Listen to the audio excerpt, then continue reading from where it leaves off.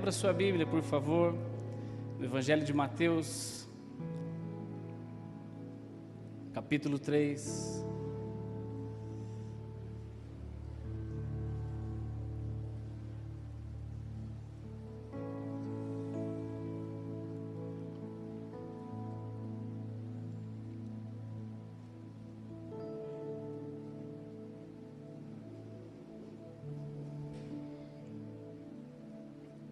Mateus capítulo 3,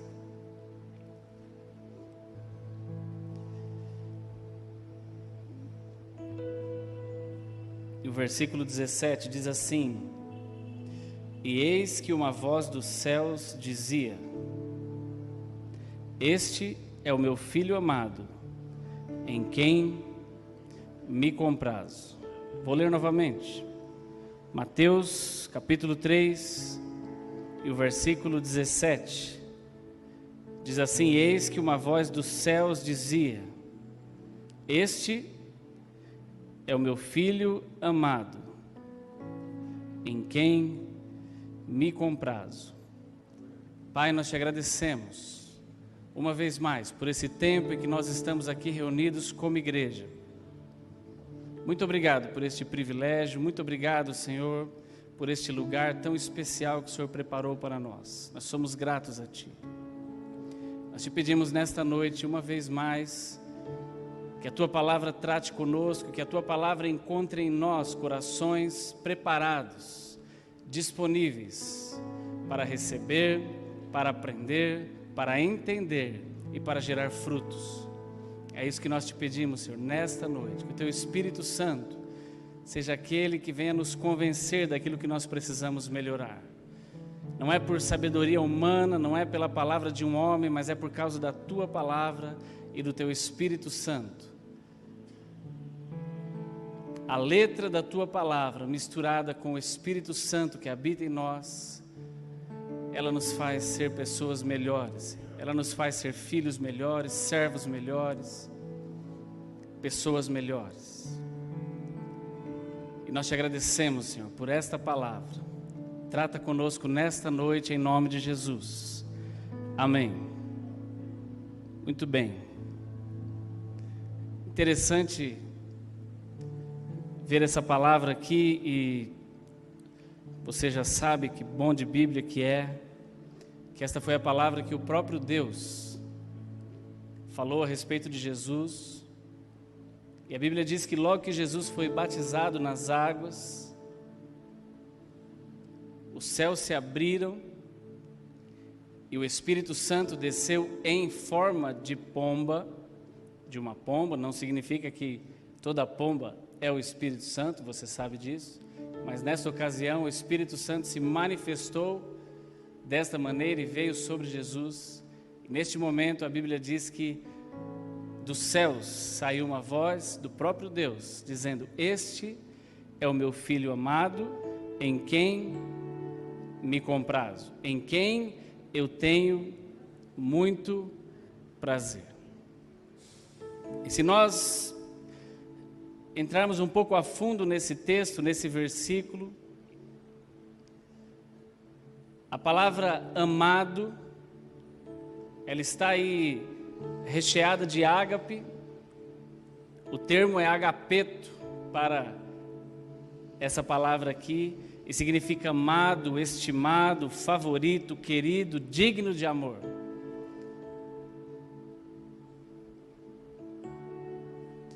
Foi isso que o próprio Deus falou a respeito de Jesus. E quando Ele falou a respeito de ter prazer nele, o termo é eudoqueu, estar satisfeito, ter prazer em ou na pessoa de, estar inclinado a favor dessa pessoa. O próprio Deus estava dizendo ali a respeito de Jesus: Este é o meu Filho, a quem eu amo demais, a quem eu estimo, Ele é o meu favorito, meu querido, digno do meu amor. E eu estou inclinado a favorecê-lo em tudo que ele precisar. É interessante também prestar atenção na sequência do que viria após este fato. Até então, Jesus era um jovem, como muitos, como muitos de nós já fomos e como muitos ainda são e como muitos serão. Jesus, de acordo com a história, de acordo com a Bíblia, ele tinha nesta época aqui seus 30 anos. Então, era um jovem, não era casado, morava com seus pais físicos, e ele estava prestes a entrar em uma nova fase de sua vida. A Bíblia diz que a partir daí Jesus entraria na execução do seu ministério. Até então Jesus estava vivendo, aprendendo, crescendo, evoluindo como homem, e a partir desse momento a Bíblia narra então que Jesus entraria para uma guerra. Tão interessante pensar nisso, que a partir daqui Jesus entraria para a história. Jesus mudaria não só a vida das pessoas que conviviam com ele, Jesus mudaria o calendário da humanidade toda. Jesus mudaria tudo. Jesus mudaria a vida de pessoas que viriam anos depois, como nós, 2020 anos depois, estamos nós aqui mudados por causa de Jesus. Isso é para você e eu entendermos tamanha a dimensão do que viria a acontecer após essa situação. E tanto Jesus como o próprio Pai, Deus, tinham consciência disso. Não era ali mais um homem, mas a própria Bíblia diz, depois Paulo falando lá na frente, que este homem, que era Deus, Deus lhe deu um nome acima de todo nome, para que ao nome dele todo joelho se dobrasse ou se dobre, toda língua confesse que ele é o Senhor. Então Deus tinha a exata noção de tudo que estava acontecendo ali, porque ele houvera programado tudo, ele houvera pensado em tudo. Nada foi acidente, Deus não foi pego de surpresa. Mas nós podemos aprender com Deus, e devemos.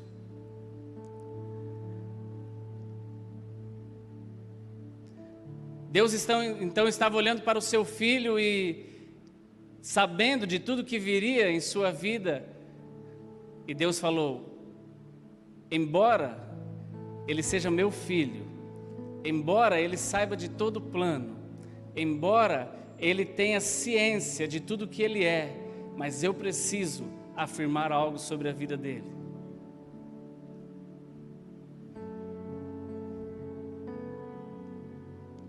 Eu preciso dar mais uma vez a certeza, e agora com o testemunho das pessoas que convivem com ele, de quem ele é. E aí nós podemos pensar assim: ah, mas que bobeira, não é?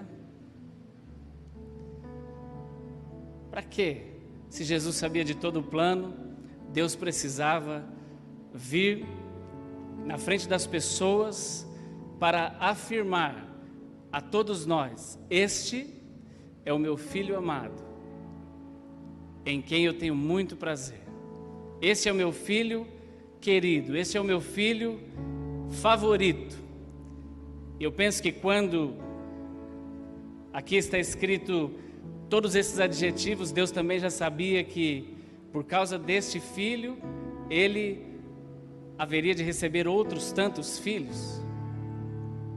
Eu não sei se você se lembra, mas a Bíblia diz lá no Evangelho de João, capítulo 1 e versículo 12, mas a todos, diga todos, todos quantos o receberam, ele deu o poder de serem chamados ou serem feitos filhos de Deus. Está falando de mim e de você? Que bom, não é? Glória a Deus. Mas olha que interessante. Nós estudamos aqui alguns dias atrás a respeito das 5 linguagens do amor. Não sei se você lembra. E E todas as pessoas, todos nós, irmãos, necessitamos e temos linguagens de amor. Seja você marido, seja você esposa, seja você filho, seja você pai, seja você mãe. Todos nós, seja você neto, criança, adolescente, jovem, seja você já um idoso, uma idosa, independente da fase em que nós estamos vivendo, nós necessitamos e temos a necessidade de receber de alguma maneira amor. Temos a necessidade de que alguém fale conosco essa linguagem tão importante, porque isso nos prepara para o que vem adiante. Se não fosse tão importante assim, o próprio Deus não teria se preocupado em manifestar isso na vida de seu Filho. Por que nós achamos que hoje, eu e você, que não somos deuses, somos a criação de Deus, somos filhos, mas somos falíveis, somos homens e mulheres que sem Deus não somos nada. Por que nós acharíamos que se para Deus isso foi importante, por que para nós não é? E nós passamos uma vida inteira e uma geração, e de geração para geração, tendo filhos, sendo filho primeiro, depois gerando filhos, e os nossos filhos gerando filhos, e nós não nos preocupamos em por que eu não tenho que ser para os meus filhos a mesma coisa que Deus se preocupou em ser para o seu filho, e depois para nós também.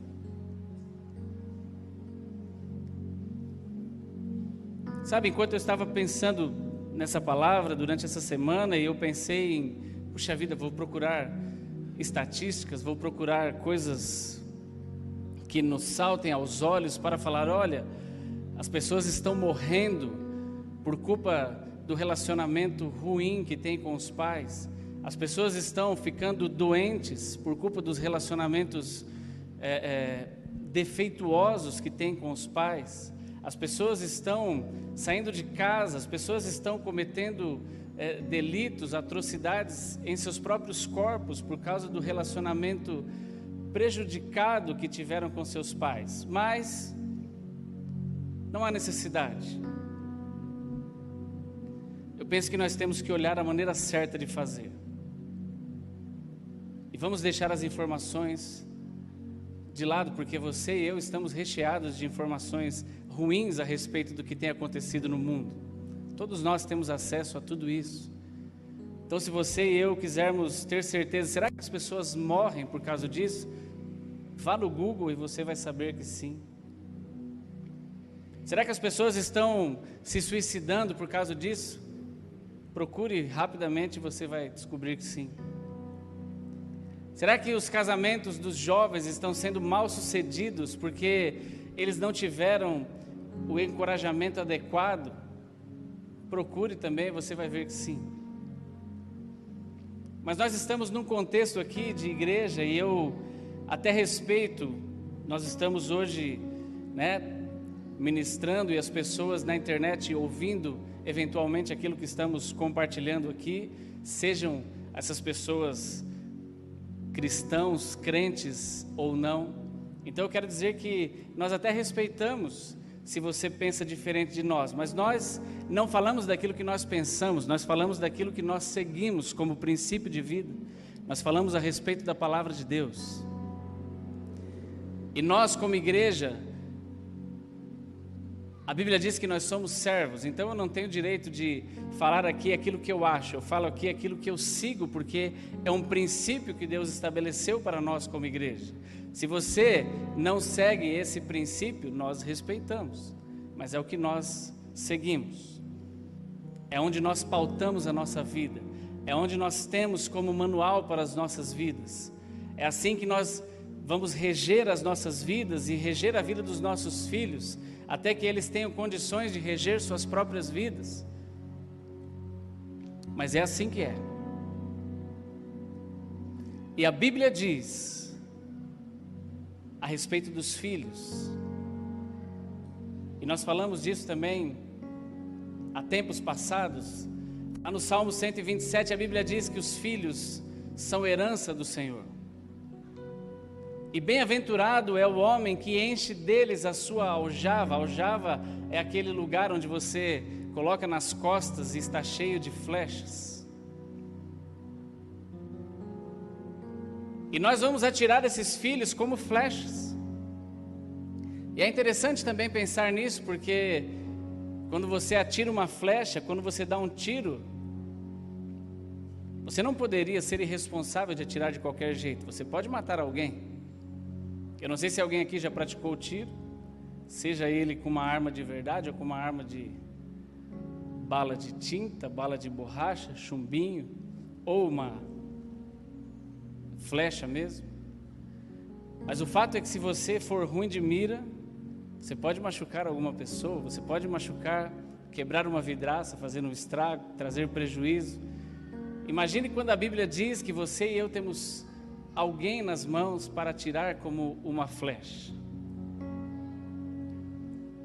E o meu objetivo aqui, a intenção não é compartilhar sobre os direcionamentos, talvez falaríamos isso em outra oportunidade.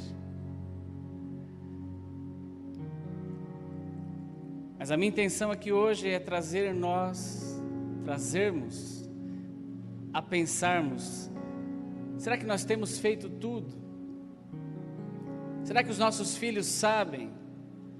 E quando eu falo a respeito de filhos, eu não estou falando só, de repente, é mais conveniente para nós pensarmos assim, se pensar sobre filhos, então eu já estou tranquilo, porque os meus filhos já se casaram, eu já sou até avô, ou sou bisavô, então, essa palavra é para quem está com os filhos em casa. Não. Se você é pai, está vivo, ou mãe está viva, se o seu filho, casado, pai também ou não, está vivo, essa palavra é para você. E eu creio que você vai sair daqui hoje com seu coração direcionado a talvez ajustar algumas coisas que você estava precisando ajustar.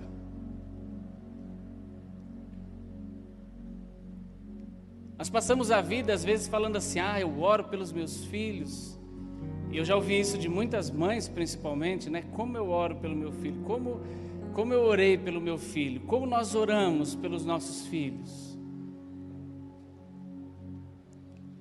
E é algo muito óbvio, seria muito estranho sabermos a respeito de alguém que é crente, que conhece o poder da oração e que isso não fosse verdade, né? Não tivesse orado pelo seu filho. Eu fico feliz e satisfeito e tenho certeza que eu não me decepcionaria se nós perguntássemos a cada pai e cada mãe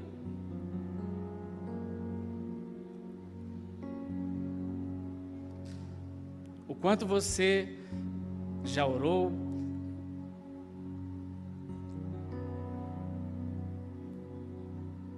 o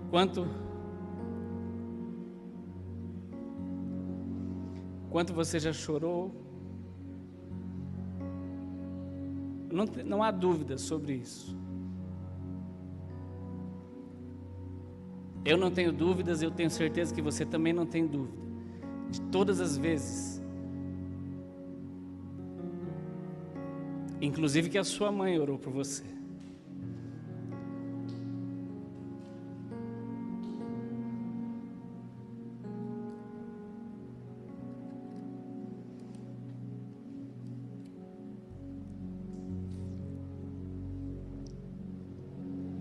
Assim como eu não tenho dúvida também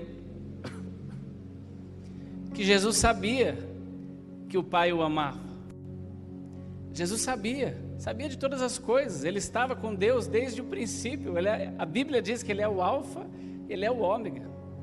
Ele esteve sempre lá. João 1:1 diz, no princípio era o Verbo, e o Verbo estava com Deus, e o Verbo era Deus. Então, Ele sabia de tudo. Jesus não tinha dúvida. Tudo isso que foi inspirado por Ele, pela Trindade, para que nós hoje tivéssemos essa palavra, então Jesus sabia a respeito de tudo isso. Mas ainda assim, Deus se preocupou em manifestar a ele como homem. Olha, fique tranquilo sobre tudo que você vai passar. Você é o meu filho amado, e em você eu tenho muito prazer. Em você eu me comprazo. Em você eu deposito toda a minha confiança. E todo o meu favor está inclinado a você. Mesmo sabendo de todas as coisas, ambos, tanto Deus Pai como Jesus, ainda assim houve essa preocupação. E sabe, hoje nós vivemos num tempo onde as pessoas têm dificuldade de se comunicar. Há muitos filhos, ou a maioria dos filhos, se não todos, se nós fizéssemos aqui uma pesquisa rápida, uma enquete, e eu pedisse para você, levante a mão quem tem certeza que a sua mãe e o seu pai te ama, eu tenho certeza que, se não 100%, 99% de nós levantaria a mão. Porque nós falaríamos isso por dois motivos: ou de fato pela consciência, ou também para não deixar nossos pais em maus lençóis. Então sim, claro que meu pai me ama. Mas eu quero perguntar a nós pais, a você pai, a você mãe, eu não estou falando aqui sobre nenhum gênero, eu estou falando pai, mulher e homem, mãe, pai. Você tem dito ao seu filho, você tem declarado sobre a vida dele, ele ouve da sua boca a respeito do seu amor, ou até isso nós temos terceirizado? Será que quando as mães têm ido conversar com os filhos ou com as filhas a respeito de qualquer assunto, e há ali uma reclamação quando os filhos, têm mais liberdade com a mãe, para falar a respeito de uma dificuldade que tem com o pai, será que as respostas têm sido assim? E eu estou falando do contexto igreja. Olha, fique tranquilo, você sabe que seu pai te ama.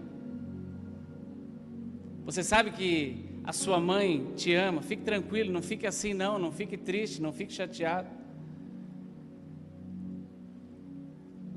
Até isso, talvez, nós entramos num modo automático, sabe, aquele carro ou aquele avião que tem o piloto automático, e você coloca lá o botão para que ele vá sozinho. Até isso nós terceirizamos, né, para a figura do nosso cônjuge. Ó, diga para o meu filho, para o nosso filho que eu amo, deixa ele saber disso. Poxa, mas por que você mesmo não diz?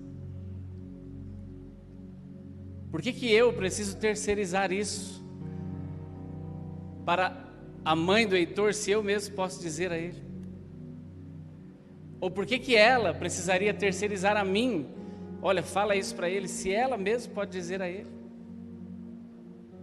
E aí você fala assim, mas acontece que lá em casa a situação é conturbada.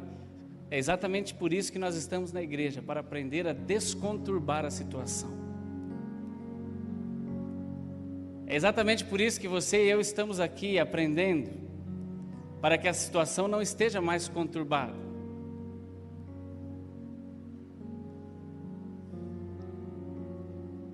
Sabe, há meninos, há meninas, há mulheres e há homens, há senhores e há senhoras frustrados, porque não têm certeza do sentimento que seus pais têm a respeito deles.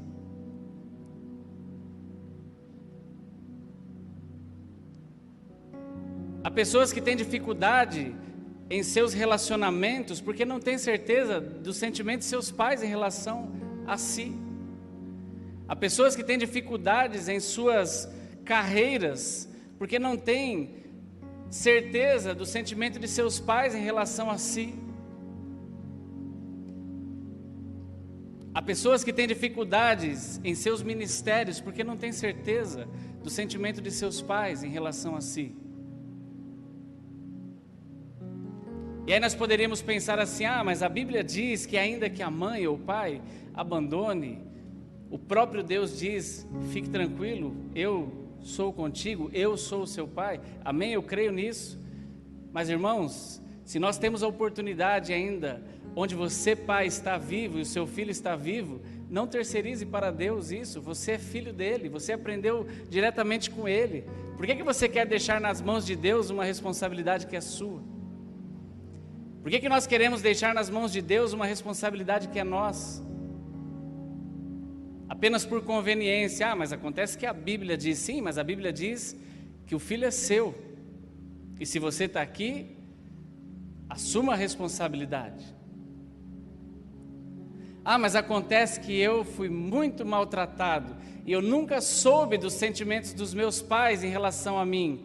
Então, por causa disso, e aí eu interrompo esse pensamento seu, se porventura ele existe, para dizer, por causa disso, você precisa mudar a história da sua família e da sua vida.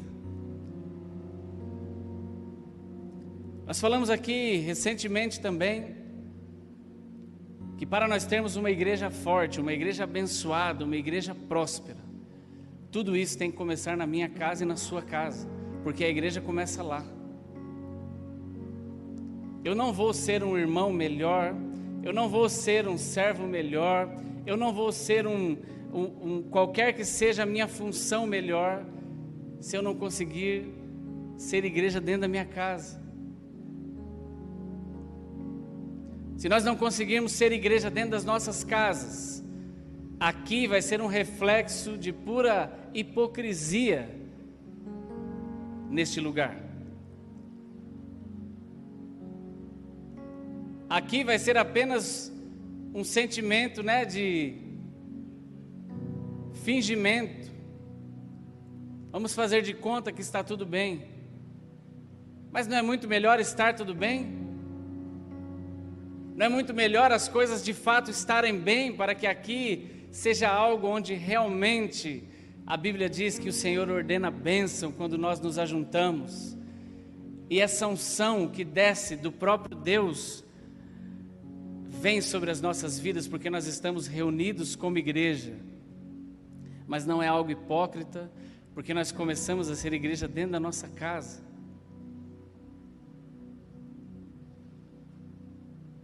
Nós começamos a ser igreja já desde que nós saímos de casa. E quando nós chegamos aqui, vai ser apenas o reflexo daquilo que nós já somos em casa. As pessoas não vão ter dificuldade de falar sobre amor aqui na igreja, e nem de amar, porque ele já sabe como é isso dentro de casa. Jesus não teve dificuldade nenhuma de demonstrar amor às pessoas, porque ele sabia exatamente como era ser amado pelo seu Pai. E olha que Jesus passou mais sendo ferido, acusado, pressionado de todas as maneiras do que amado, enquanto esteve exercendo seu ministério. Se você ler os 4 evangelhos, você vai perceber que a maior parte do tempo Jesus era acusado, Jesus era tentado de morte, sofria pressões de todos os lados, questionamentos maliciosos de todos os tipos. Jesus quase que não recebeu amor aqui. Ele tinha apreço por aqueles que, depois de 3 anos andando com ele, de fato desenvolveram ali um relacionamento. Mas os homens da época que viveram no tempo de Jesus, ele só sofreu pressão. Então não foi uma vida fácil. Mas o que será que levou Jesus a passar por isso e suportar? Quando nós vemos Jesus lá no Getsêmani, a quem Jesus recorreu? Jesus poderia ter recorrido à sua mãe Maria, mas a Bíblia não registra isso. Jesus poderia ter recorrido ao seu pai José, mas a Bíblia também não registra isso. A Bíblia registra que Jesus recorreu ao seu pai, Deus, para falar do seu sofrimento, para falar das suas angústias, para desabafar.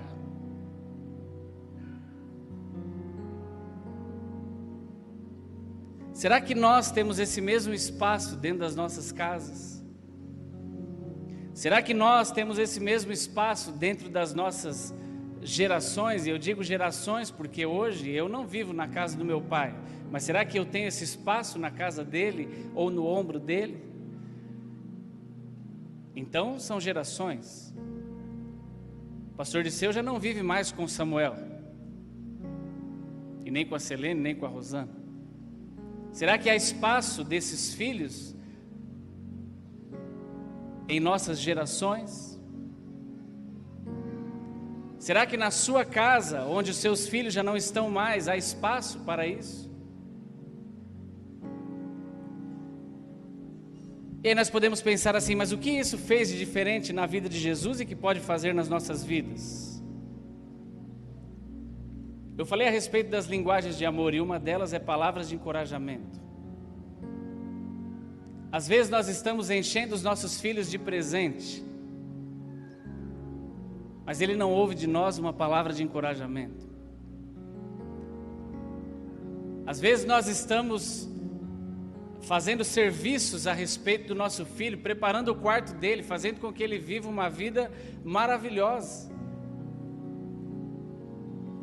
Eu me lembro que meu pai falava, quando nós éramos pequenos, que um dos sonhos dele era dar a nós uma bicicleta, porque em sua infância ele sonhava com a bicicleta e era mais ou menos como aquele sonho do Pica-Pau, que quando ele estava chegando perto da bicicleta, a bicicleta criava asas e saía voando. Então, o sonho dele era comprar bicicletas para nós. E aí, de repente, ele teve a oportunidade, porque os tempos eram outros, né? Então, o pai dele não teve de dar a bicicleta a ele, e ele teve a oportunidade de dar a bicicleta a nós. Quantas coisas nós fazemos pela vida dos nossos filhos que não puderam fazer conosco, e aí nós achamos que, puxa vida, está tudo resolvido, né? Não é possível que essa criança, não é possível que esse adolescente, não é possível que esse jovem não perceba amor em tudo isso que eu tenho dado a ele. Há pais que gastam fortunas na festa de casamento dos seus filhos, e eu não estou falando que isso é errado, só estou falando que existe isso, fato. Há pais que compram carros para o seu filho quando ele faz lá a idade de ter carro. Há pais que investem nos seus filhos na faculdade. Tudo isso é legítimo, irmãos, graças a Deus. Se você tem tido condição de fazer isso, e eu também, glória a Deus. Eu tenho dito e continuarei dizendo, esta igreja aqui é uma igreja próspera. Você crê nisso? E se você crer, a Bíblia diz que você vai ver isso também na sua vida. Eu creio para mim e creio para você. A prosperidade de Deus está aqui sobre este lugar. A prosperidade de Deus está na sua mesa, está na sua casa, está no seu bolso, na sua conta bancária, nos seus relacionamentos dentro de casa, em todas as áreas, porque prosperidade é dar certo. Mas a bênção tem que ser completa, a obra tem que ser completa. Não valeria de nada se a sua casa tão abençoada, tão linda, tão maravilhosa, chegasse a um ponto onde os seus filhos e você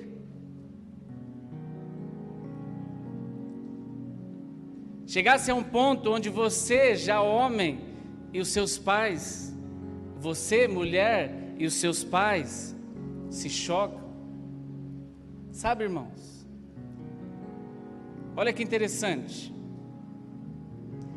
Logo que Jesus saiu dessa situação do batismo, a Bíblia diz que ele foi levado ao deserto pelo próprio Espírito para ser tentado. Interessante. No versículo 4 do capítulo seguinte de Mateus, a Bíblia diz que o diabo chegou e se apresentou a ele e falou assim: se tu és o Filho de Deus. Versículo 4 do capítulo 4 de Mateus: diga a estas pedras que elas vão se transformar em pão. Eu lhe pergunto, O diabo chegou para Jesus e falou: se tu és o Filho de Deus, diga, faça isso. A primeira tentação. Nós acabamos de ler o que Deus houvera falado para Jesus instantes antes. Nós não sabemos se foi 1 dia, 2 dias, 3 dias, mas a Bíblia diz que logo em seguida do batismo, Jesus foi conduzido pelo Espírito Santo ao deserto. Ficou lá 40 dias e 40 noites. Essa pergunta do diabo para Jesus, se tu és o Filho de Deus, na cabeça de Jesus, pela declaração que ele acabara de ouvir de seu pai, o próprio Deus, havia essa dúvida: será que eu sou mesmo? Será que de fato, puxa vida, né? E agora? Agora eu vou ter que provar para o diabo, porque será, meu Deus? Será que eu sou filho de Deus mesmo? Você acha que havia essa dúvida? E por que não? Por que você sabe que não havia dúvida? Porque está registrado, porque houveram testemunhas, e as pessoas viram o próprio Deus falando: ei, este aí, ó, é o meu filho amado. Este aí é o meu filho amado, em quem eu tenho muito prazer, não pouco. Então Jesus, a primeira resposta dele ao diabo, a Bíblia diz que ele respondeu tecnicamente, usou a palavra, falou: nem só de pão viverá o homem. Mas eu posso crer que dentro de Jesus, em sua mente, em seu coração, ele falou: ah, diabo, eu não tenho dúvida nenhuma. Se você quer colocar essa dúvida em mim, pode esquecer. Eu sou filho de Deus. Eu tenho um pai. E aliás, eu sei que ele me ama. Não havia dúvidas. Jesus não titubeou, não precisou pensar, fazer uma análise e falar: será? Deixa eu ir lá tomar conselho com alguém para ver se de repente, realmente, eu sou o filho de Deus. O versículo 6, logo após, o diabo novamente fala: se tu és o filho de Deus, pode se jogar daqui para baixo. E a Bíblia diz, olha, diabo safado, que Deus dará ordem aos seus anjos para que eles não permitam que você tropece com o seu pé em pedra. Então, fique tranquilo, pode se jogar. E eu lhe pergunto, será que Jesus tinha dúvida a respeito do apoio de Deus Pai sobre a vida dele? Será que Jesus tinha dúvida que, se durante o seu ministério ele cometesse, porventura, tivesse dificuldade, como teve? Se ele tivesse vontade até de desistir, será que Deus estaria lá para apoiá-lo, como esteve? Não havia dúvidas. Não havia dúvidas. E por último, no versículo 9, a Bíblia diz que o diabo falou: olha, se você prostrado me adorar, tudo isso aqui será seu. Será que nesse momento Jesus falou: puxei agora, né? Será que eu tenho alguma herança do meu pai? Será que há algum legado? Será que o meu pai vai deixar alguma coisa para mim? Ou é melhor eu aceitar a oferta de tudo isso que ele quer me dar e eu recebi? Sabe, irmãos, olhar para essa palavra aqui falando: ah, mas Jesus era Deus.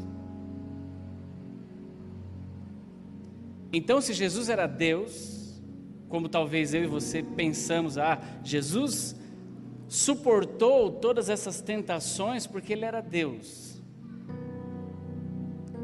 Mas então a Bíblia diz lá em Filipenses 2, texto que nós gostamos demais, que ele não usurpou ser igual a Deus, mas se fez semelhante aos homens.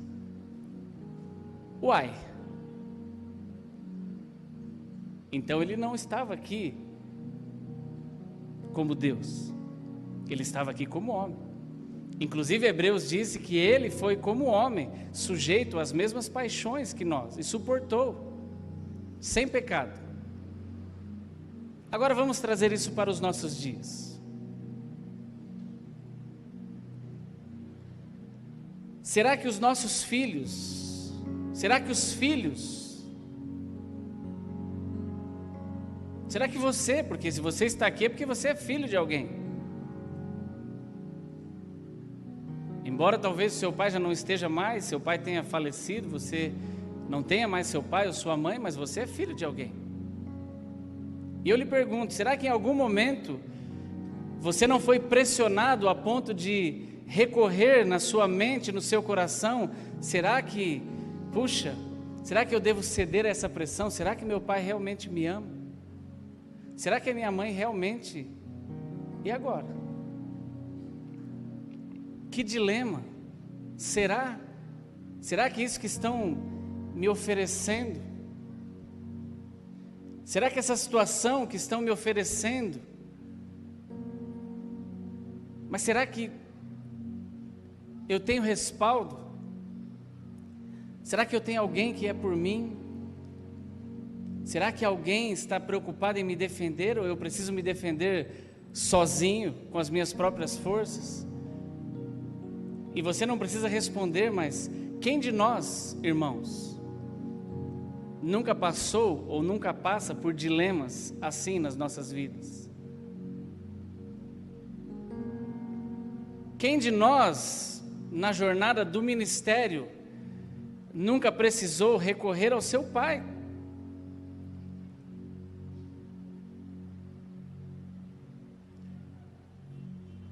Ou você orou e falou: Senhor, eu precisava de alguém aqui para ombrear comigo, mas eu não tenho, então falo contigo. Mas sabe, nós podemos, como igreja, aprendermos com o próprio Deus, em como Ele agiu com seu Filho. Irmãos, nós temos oportunidades tremendas e maravilhosas de afirmarmos coisas maravilhosas sobre a vida dos nossos filhos. E de repente você pode pensar assim: ah, mas o tempo já passou, agora meu filho já está velho, e daí? Não é seu filho? Se nós procurarmos lá no RG dele, irmãos, isso é tão interessante que ontem eu estava preenchendo algo num aplicativo, num site de uma universidade. E quando ele me pede assim, algumas confirmações, ele não pergunta qual é o nome de sua esposa, ou ele não pergunta para você qual é o nome do seu marido. Sabe o que ele me pergunta? O site, qual é o nome de sua mãe? Qual é o nome do seu pai? Então não importa se eu sou casado, se eu sou velho, se eu tenho filho, se eu tenho neto, não importa. Você pode ter 80 anos. Se você for preencher qualquer coisa na internet, ele for buscar confirmações a seu respeito, é provável que em algum momento ele vai falar: escreva o nome do seu pai, escreva o nome da sua mãe. Por quê? Porque a esposa, em nome de Jesus, não para nós, mas infelizmente para a sociedade, esposa, o cara pode ter 2, 3, 12. Mas mãe e pai não. Acontece que quando nós nos lembramos dos nossos pais, e eu espero que o seu pai ainda esteja vivo, para que você possa recorrer a ele. Quando nós nos lembramos das nossas mães, o que vem à sua cabeça? Será que é uma pessoa que realmente faz afirmações especiais a seu respeito? Ou será que o seu pai, a sua mãe, é alguém que você nunca ouviu: eu te amo, filho? Você é um campeão. Olha, você...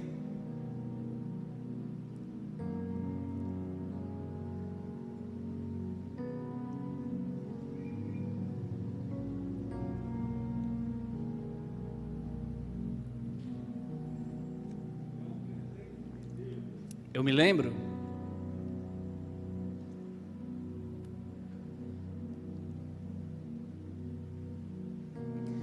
já estou fechando.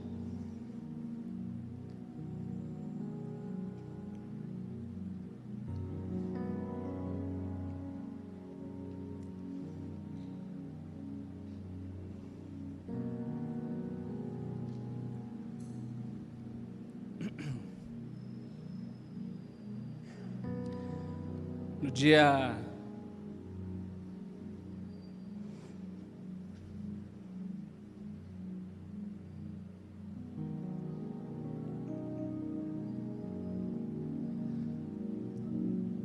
é muito comum que nós todos tenhamos algumas datas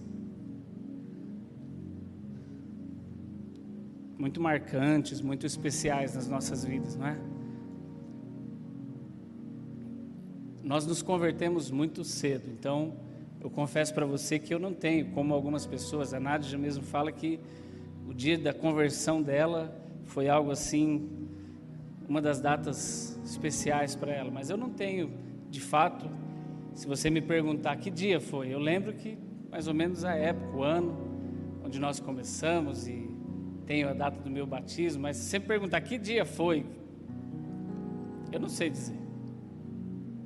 É uma pena, mas confesso isso para você. Mas há algumas datas nas nossas vidas que são muito especiais. Datas em que Deus falou conosco, datas em que Deus fez algo marcante por nós. A data do seu casamento, eu tenho certeza que você lembra dela e fala, meu Deus, que bênção, né? Que coisa boa que eu fiz. Que acerto, né? Você não pensa assim? Fala, graças a Deus, olha que escolha maravilhosa. E de fato, eu tenho essa data com muito apreço, dia 13 de março de 99. Ó, que benção.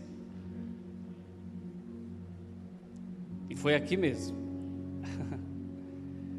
Mas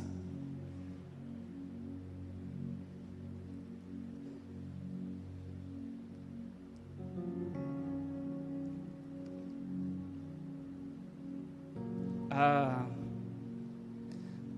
paternidade para mim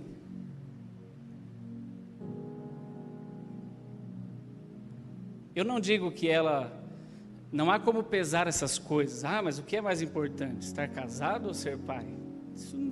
Isso não são coisas que dá para se pesar. São coisas maravilhosas que acontecem. Mas eu me lembro que nós fomos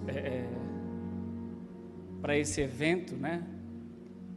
Receber o Heitor.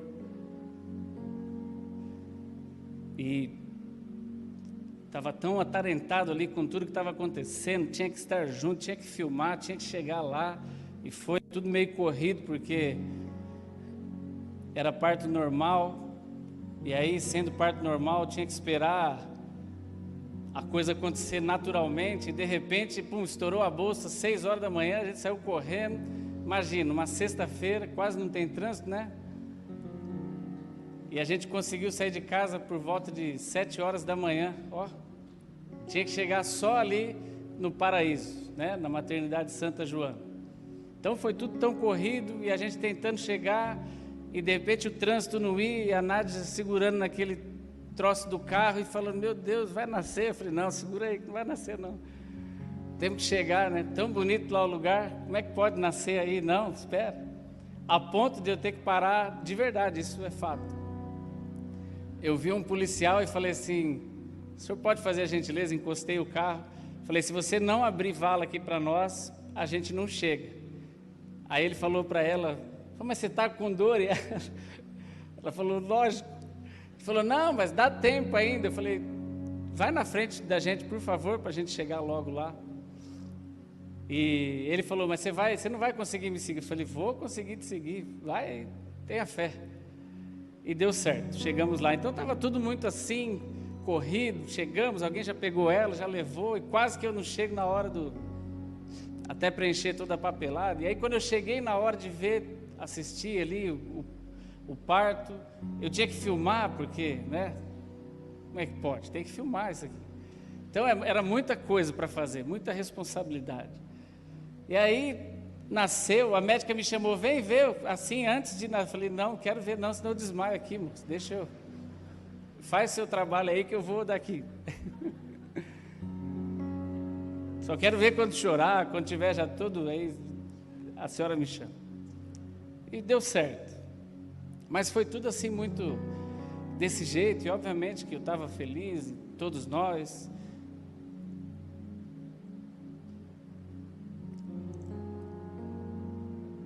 Mas é interessante que eu só chorei, e eu sou chorão, mas eu só chorei assim, realmente, que eu não consegui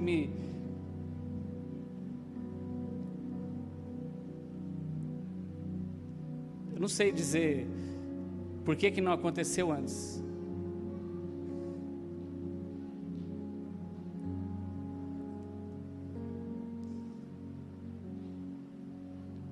Mas foi a hora que eu vi. Já tinha visto o Heitor, já tinha visto todo mundo.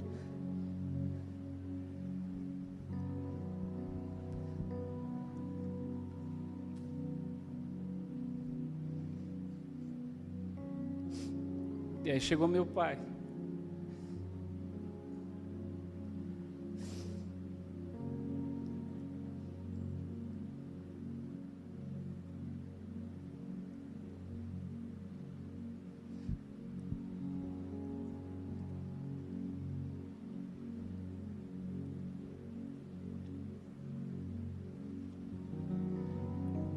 Sabe, irmãos, todos nós, em todas as fases das nossas vidas, nós vamos cometer falhas, nós vamos errar no casamento, nós vamos errar na paternidade,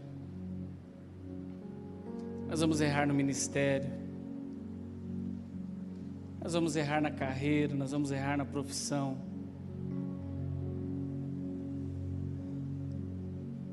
Nós somos seres humanos, nós vamos errar aqui, ó, na igreja, vamos cometer falhas no dia a dia. É comum que nós cometemos falhas no percurso, sabe, mas o fato de eu pensar, puxa vida, agora eu tenho uma criança para cuidar, e se eu errar?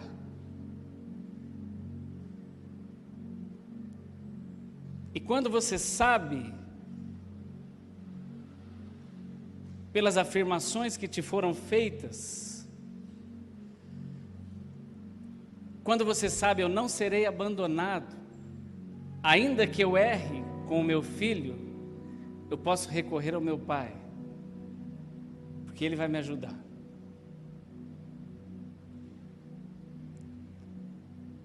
E quando nós olhamos para o ministério de Jesus, Jesus chorou, e a Bíblia diz que, você pode imaginar o tamanho da pressão, quando a Bíblia diz que ele suou gota de sangue, e nessa ocasião ainda não havia espinhos sobre sua cabeça, então o sangue não era porque alguém machucou, era pressão demais. Você já suou gota de sangue? Eu não. Nós não podemos nem imaginar o tamanho dessa pressão. E olha com quem que ele foi conversar, não foi com os apóstolos, os discípulos na época, seus amigos. E a Bíblia diz que eles eram amigos. A Bíblia diz que João era muito chegado dele, era amado. Jesus foi ao seu pai. Sabe, eu não sei como você está, em que situação que você vive, qual é a fase de sua vida. Não sei se você vai entrar para o casamento, se você está até pensando em sair do seu casamento. Eu não sei se você está entrando para uma fase nova no seu ministério. Eu não sei se você está pensando em ter filho. Eu não sei se você está pensando em, curtindo a fase de avô. Não sei, cada um de nós aqui vive numa fase. Cada um de nós vive uma história. Eu não sei se seus filhos estão grandes, estão casados, estão pequenos, são crianças, são bebês. Eu não sei se seu filho é seu natural. Eu não sei se você o adotou. Irmãos, as histórias são diversas. É menino, é menina. Não sei se você tem dois, eu tenho um só. De repente você tem dois, tem três, tem quatro. De repente o seu filho ainda sem casar, saiu de casa. De repente o seu filho casou e não deu certo e voltou para casa. Existem várias histórias. E as histórias nós não temos controle sobre elas. O que nós temos controle é sobre nossas ações. Às vezes nós estamos muito esperando que Deus faça, e nós nos colocamos de joelho, orando, e é legítimo, nós aprendemos sobre isso. Senhor, que Teu Espírito Santo cuide do meu filho lá onde ele está, da minha nora, da minha filha, cuide, Senhor, dele, dela. E oramos. Mas eu vou lhe dar sobre esta palavra um conselho. Não ore só. Vá falar com ele. Vá falar com ela. Não faça a maldade de terceirizar aquilo que ele precisa ouvir da sua boca e ela precisa também. Aí você fala, mas agora já foi tarde, porque Deus teve o cuidado de fazer isso com Jesus antes dele iniciar. Amém, irmãos, não há uma regra. O seu filho está vivo? Então dá tempo.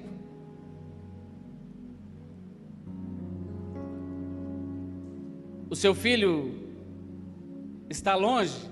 Já nem isso mais é desculpa para nós. Faça uma chamada de vídeo. Faça alguma coisa. Se manifeste. Faça aquilo que estiver nas tuas forças para fazer. A Bíblia diz, tudo que vier às tuas mãos para fazer, faça. Conforme as possibilidades que você tem. Para de ficar dando desculpa, mas eu não falo, eu não afirmo, porque, isso não vai fazer diferença na vida dele. Quem é você como pai, para saber os sentimentos dele e dela? Faça a sua parte. Mas eu tenho vergonha. Irmão, quebre a sua vergonha. É o seu filho. É a sua filha. Talvez, se você há tempos não faz isso, por qualquer que seja o motivo, eu sou muito durão. Não seja durão, não. Lembra do fruto do Espírito? O fruto do Espírito é o desenvolvimento de todas essas características divinas dentro de nós.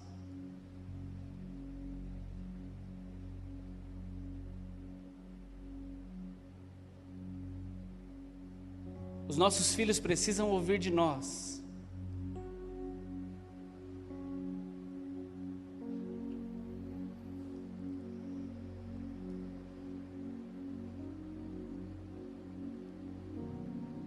Que coisa maravilhosa, não é? O Danilo,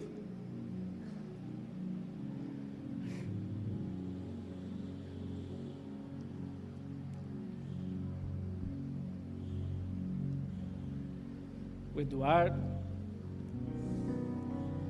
a Bruna, ouvir de nós. Ei, se você errar, fique tranquilo. Tenta de novo e eu te ajudo.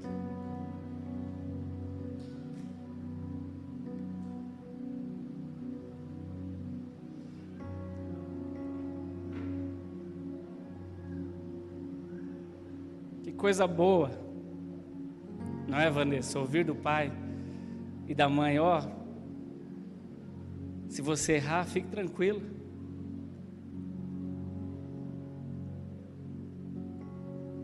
Que coisa maravilhosa o Samuel ouvir dos senhores, né? Olha, nesta fase,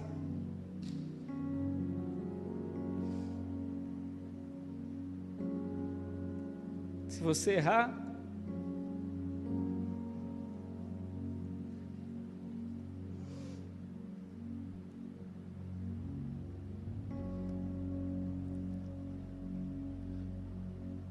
fique tranquilo, nós estamos juntos aqui. Que bom, Gabriel, saber, e a Juliana, e a Priscila, se vocês errarem, vocês são amados.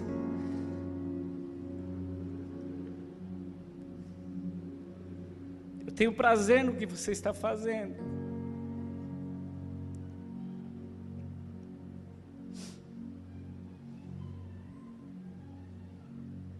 A Bíblia diz que o pai do filho pródigo não se preocupou em acusá-lo. A Bíblia diz que ele se preocupou em amá-lo. Sabe, irmãos?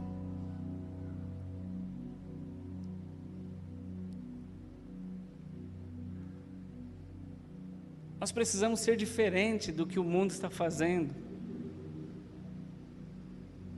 Nós não podemos entender como normal relacionamentos coisados, sabe? Sabe o que é um relacionamento coisado? Um relacionamento que não funciona direito. Coisa boa, Adriana, saber da boca de vocês, filha. Nós apoiamos você. Coisa boa, André, saber. Coisa boa, Ana Paula, saber. Coisa boa, Gabriel, saber. Olha, filho.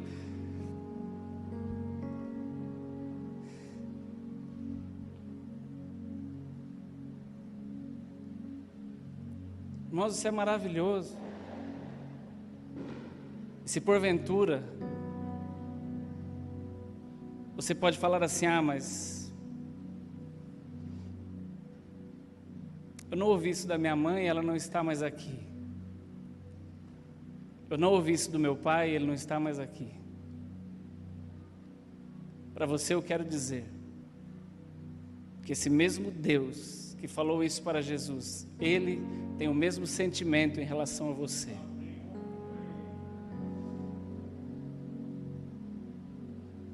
Ele ama você. E como um filho, porque a Bíblia diz que você se tornou como um filho, adotado com tanto amor, que você é co-herdeiro de Cristo, herdeiro igual, das mesmas coisas, e Ele ama você. Então, não se sinta frustrado, mas faça aquilo que você pode fazer. De repente você está ouvindo isso aqui e fala assim: ah, meus pais estão vivos, mas eu nunca imaginaria o meu pai fazendo isso comigo. Vá até seu pai, faça você. Conte para ele o que a Bíblia diz. Fale: pai, declare algo sobre mim. Sabe, irmãos, nós precisamos, como filhos agora, sermos um pouco ousados, insistentes. Depois que Esaú viu a bobagem que fez, a Bíblia diz que ele foi até Isaac e falou assim: não sobrou nada para mim, pelo amor de Deus, alguma coisa, mas me dê algo. Está faltando isso em nós, essa ousadia. Ah, mas ele não vai entender. Deus entende e move as águas.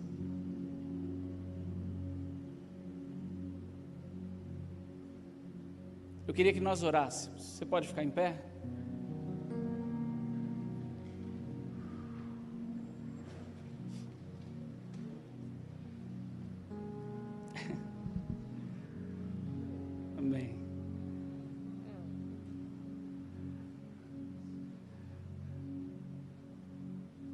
eu não vou fazer com que você se desloque do seu lugar.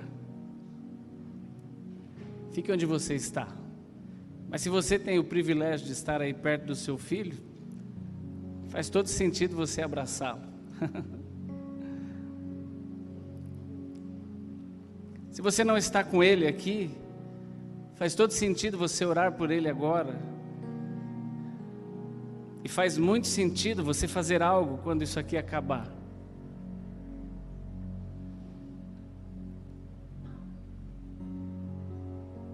Nós ligamos para tanta gente, nós falamos com tanta gente,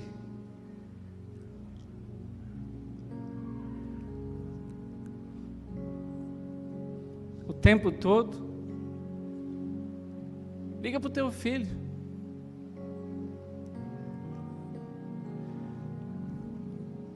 Já que você veio, você vai ter que ficar no meio, né?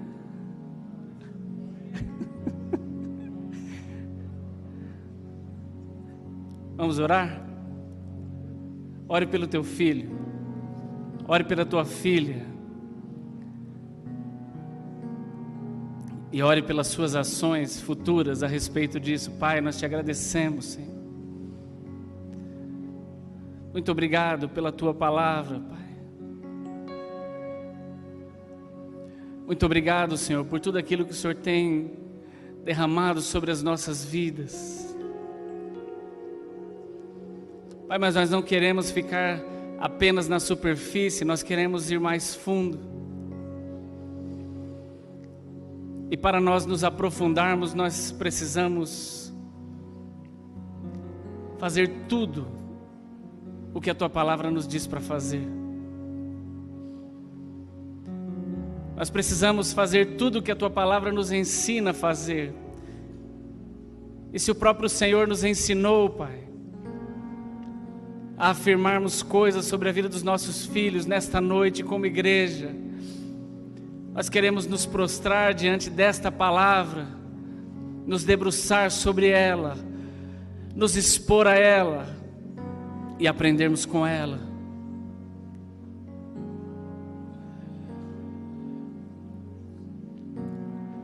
Senhor, me dê forças para ser o melhor pai que eu puder ser. Eu te agradeço, Senhor,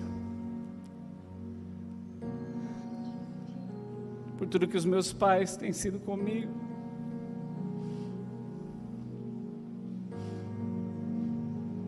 Pai, que nesta noite aqui todos os filhos possam ser atingidos pelo amor de seus pais, por declarações de seus pais, por palavras de encorajamento dos seus pais.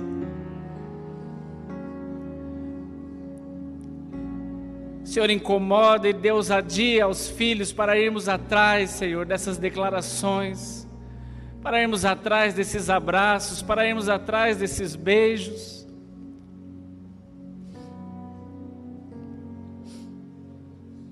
Senhor, incomoda o coração dos pais. A Tua Palavra diz que o Senhor converteria o coração dos pais aos filhos. Incomoda o coração dos pais a ir atrás de seus filhos e declarar coisas que talvez estejam guardadas.